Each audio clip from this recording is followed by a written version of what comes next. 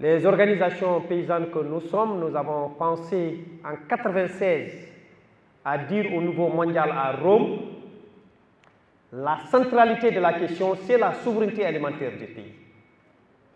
On peut se féliciter aujourd'hui que différents contextes et l'évolution ont permis aux décideurs, je ne dirais pas d'avoir compris, mais de le reprendre et de le reprendre d'une manière très haute. Au Sénégal, je donnerai deux exemples très simples.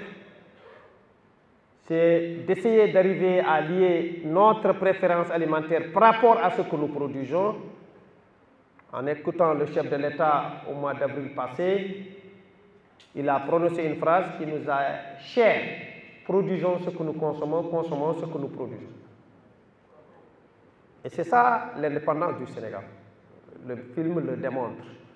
Nous avons participé à ce film, c'est en se disant, mais au Sénégal, naturellement, Dieu nous a aidés à pouvoir produire du mil et du maïs. Il faut savoir valoriser, il faut savoir se nourrir de ça. Et on est parti de quelque chose de très simple. Que dans les années 60, bien réfléchi au Sénégal, une loi permettait, ou un décret, disait, si on combinait la farine du mil et la farine du blé, on arrive à faire du pain. Nous avons demandé, mais appliquons ça. Voilà, la production est liée au marché.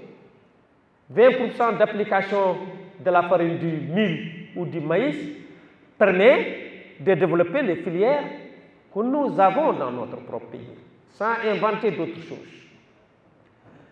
Et cela répondait à une deuxième question de souci, c'est de dire, écoutez, n'essayons pas de perturber la préférence alimentaire des Sénégalais.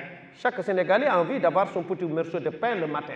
La question n'est pas de changer ça. La question, c'est de l'adapter par rapport à ce qui est produit au Sénégal. C'est ça la notion de ce film que j'avais voulu expliquer.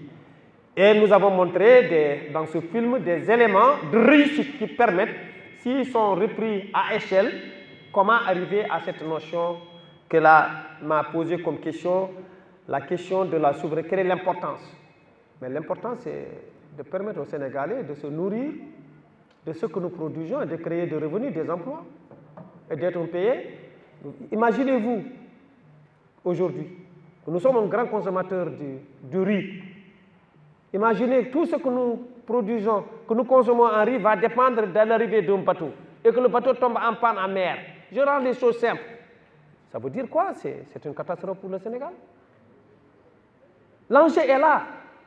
L'enjeu, c'est de dire que nous allons construire ce pays si nous partons des potentialités de notre propre pays.